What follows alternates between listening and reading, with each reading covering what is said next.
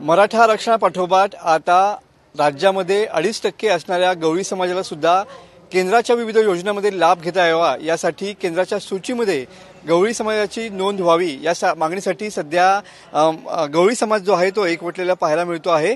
आपण सध्या देवरुखमध्ये आलेलो आहोत आणि सध्या राज्यव्यापी या ठिकाणी गवळी समाजाचे मेळावे या ठिकाणी पाहायला मिळत आहेत। आपल्यासोबत आहेत गवळी समाजाचे महाराष्ट्राचे अध्यक्ष सर, काय सांगाल, काय नेमकी मागणी आहे आणि मराठा समाजाला नुकतंच आरक्षण मिळालेलं आहे, तुमची भूमिका नेमकी काय असणार आहे? निश्चितपणे महाराष्ट्रामध्ये गवळी समाजाला NTB मध्ये हे अगोदरच महाराष्ट्र राज्याने सरकारने या ठिकाणी आरक्षण दिलेलं आहे, 2.5% आरक्षण दिलेलं आहे। त्याबद्दल मनापासून गवळी समाजाच्या वतीने महाराष्ट्र शासनाचे आणि त्यावेळेचे सन्माननीय मंत्री सुनीलजी तटकरे साहेब असतील, सन्माननीय खासदार हंसराज अहिर साहेब असतील, यांचे मनापासून आम्ही आभार मानतो।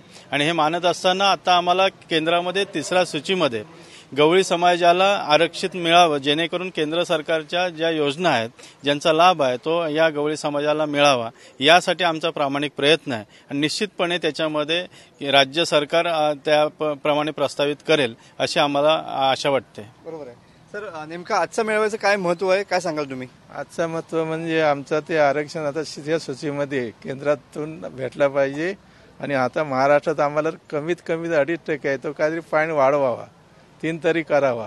आणि बाकीच या तांडावस्तीमधून जो आपला विकास होतो तो विकास डोंगरील भागात आमचा समाज गवळी समाज राहतो, म्हैस गाई राखणारा, त्याला रोड रस्ते पाणी नल योजना ह्या घरघर पोचल्या पाहिजे, याच्यासाठी आम्ही एक आवाज उठवतोय आणि संघटित होतोय आणि संघटित आम्ही तो पुढचा प्रयत्न आम्ही त्या काही दिवसात आमचा प्रयत्न पुढे राहील। अजय, 3ऱ्या सूचीमध्ये आल्यामुळे नेमका गवळी समाजाला नेमका फायदा नेमका काय होऊ शकतो? नोकरीमध्ये आरक्षण निर्माण होईल, त्या ठिकाणी आम्हाला मिळेल।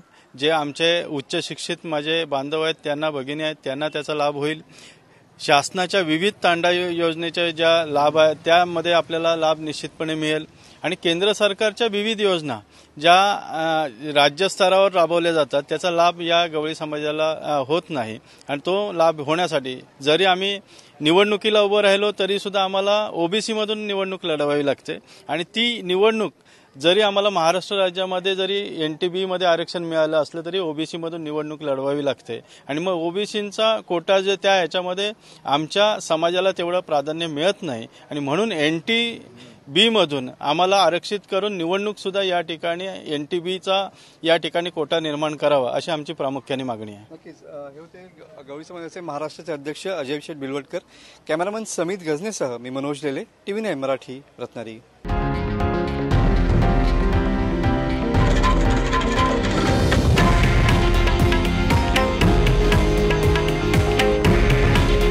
हे आहे देशातील नंबर 1 न्यूज नेटवर्क आणि आपण पाहत आहात TV9 मराठी। काळजी तुमची, हित महाराष्ट्राचं।